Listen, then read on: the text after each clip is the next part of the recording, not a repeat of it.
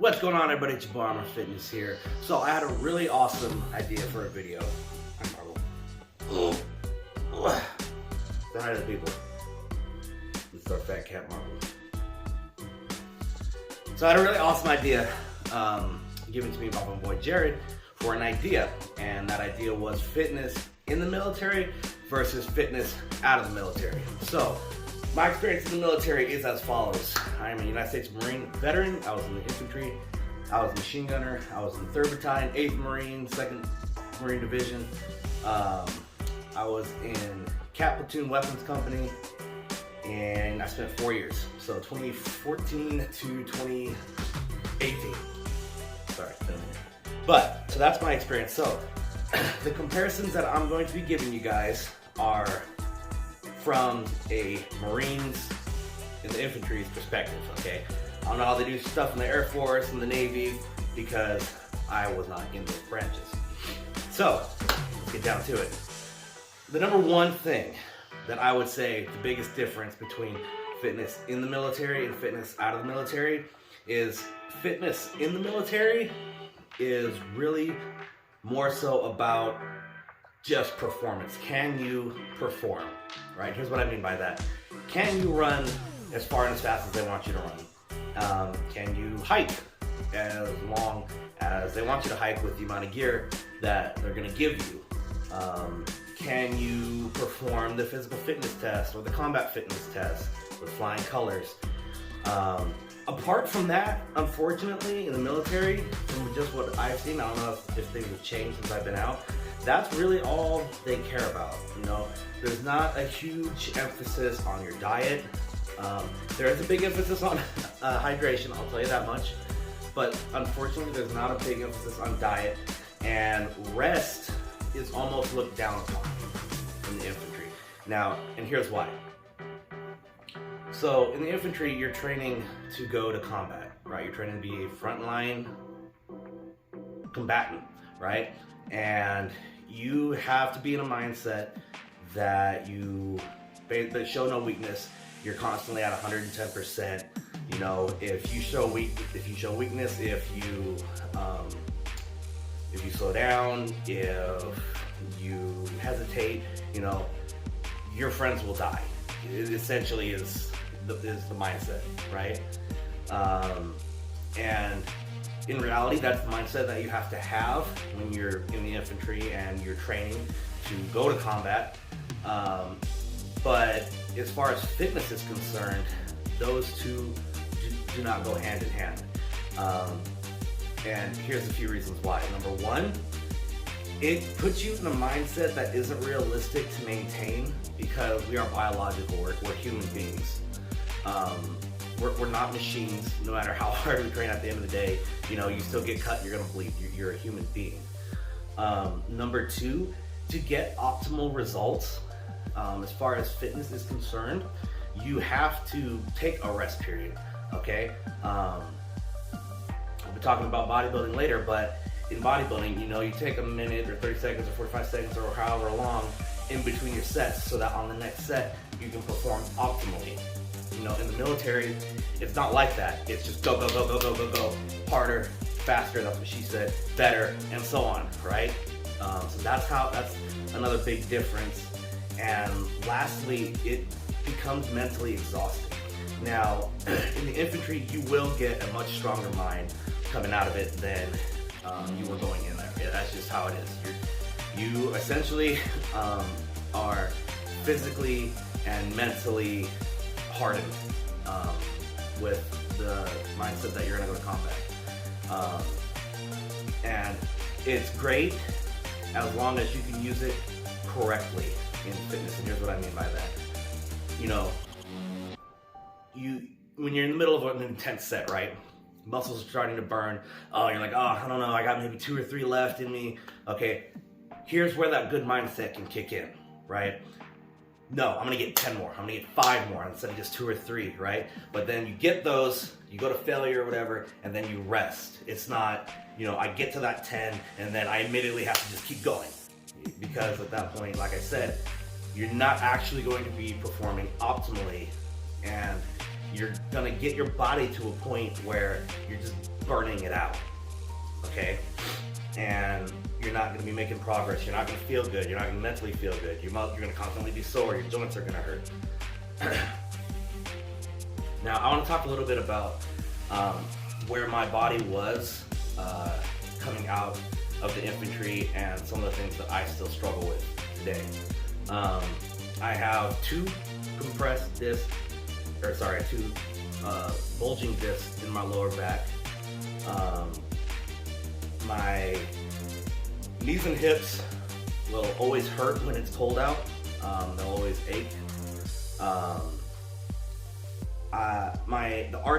The arches of my feet have essentially been flattened. I basically have almost zero arch whatsoever from the hiking and the running.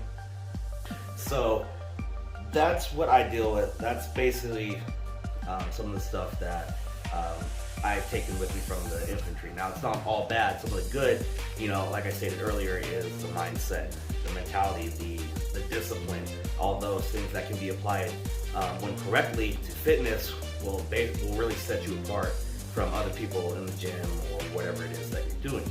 So now we're going to talk a little bit about bodybuilding, okay? Now, as far as because that's what I currently do, right? I am a bodybuilder. I lift weights to make my body look a certain way so that I can be competitive on stage, get a pro card, and go to the Olympia, become the next Olympia, right? That's what I do. So, I'm going to tell you right now, in the infantry, the more muscle you have, the more you are fucking yourself over. The more weight you have on your body, the harder it will be. Now, I was very stubborn in this mindset. I still lifted weights to look a certain way, right? While I was in the infantry, okay? I was like 225, 230 pounds, 5'7", 5'8" when I joined, 5'7" when I got out. And I was a lot denser than most people my height, right? And so what suffered from that is my back would hurt and my knees would hurt when I'm going on hikes. And I definitely, towards the end, the bigger I got, the last like 1 or 2 years, I was an awful runner. Short legs, thick body. It's gonna be a crappy runner, right? I was able to still perform and pass my fitness tests and everything, but it definitely made it a lot harder on me sticking to bodybuilding. Now, the reason that I did that is because I have always, ever since I got into it, I've loved bodybuilding. I've loved the sport, I love the idea of it, I love the feeling in the gym, I love the changes that your body makes outside the gym because of it and everything. Like, I've loved it. And so I didn't let the pain of, being a slow runner or my body hurting during hikes and so on stop me from still doing the thing that I love to do. Now with bodybuilding has plenty of its own issues and things that are not healthy and not a positive aspect of fitness, I guess you could say. So bodybuilding, if you take it to the extreme like I do, you're going to eat insane amounts of food. I eat almost 8,000 calories a day. I have a video on that, check the link. I work out for like 2 hours a day when I'm not doing cardio. When I am doing cardio, it can be up to 4 hours a day. Sometimes I don't get good sleep because of the amount of food that I eat, or the amount of food that I'm not eating when I'm cutting and I'm hungry, hangry, mood swings. You gotta get your blood work done because you're making extreme changes to your body. Time away from family, missed events, insane amounts of money spent on supplements and food, right? Now, not everyone will go through that. But if you take bodybuilding to the extreme, you have to. There's no way around it. Okay, even if you're a genetic freak like Ronnie Coleman, he still had to eat the insane amounts of food. He was still putting in hours and hours at the gym. He was still giving up time outside for the gym and for rest and recovery and things like that. And he had probably arguably the best genetics in the sport ever, right? But he still had to make a ton of sacrifices to get to being Mr. Olympia. And so that, bodybuilding doesn't have too many great aspects in the sense of you're not going to be a good runner. I used to be a great runner before the first 2 years I was in the Marine Corps and before. Now, my knees will freaking explode if I try to run. everywhere, right? When you're bulking, you get winded easy, going up like a flight of stairs or whatever. I'm almost 260 pounds right now, and normally before I started taking bodybuilding serious and working out hard, I was about 150. So I'm 110 pounds over where my body would want to sit, just comfortably, right? But the thing that, for me, that sets bodybuilding apart the most is the changes in your body. You're literally given a clay mold and being told, do whatever you want to it, make it look however you want. And that's the beauty that I see in bodybuilding. That's why I love it so much, because I'm in complete control of what's happening. I decide what I'm gonna make look a certain way and so on, and I love it. I love the constant challenge. Every day is a new challenge. Okay, every day you're doing something different in the gym. You know, I'm gonna go for more reps, I'm gonna go for more sets, I'm gonna go for more weight, whatever. It's always something new, it's always something changing, and it's always a new way to push yourself, which is something that attracts me very much, which is one of the reasons that I joined the Marine Corps Infantry, because I wanted a challenge. I wanted something very few people could do, and I wanted to prove to myself, hey, I can do that. You know, what else can I do? All right, so to wrap this video up, right, the difference between fitness in the military and fitness out of the military. In the military, it is performance driven. Can you do the things that they want you to do? Diet, figure it out. Water, drink a lot of it, but it is performance driven. Can you do what they want you to do outside of the military? You can do whatever you want. You can be a CrossFitter, you can be a powerlifter, you can be a bodybuilder, you can be a strongman, you can be a triathlete, you can be a biker, swimmer, tennis player, you can be whatever you want outside of the military, but a few factors still remain the same.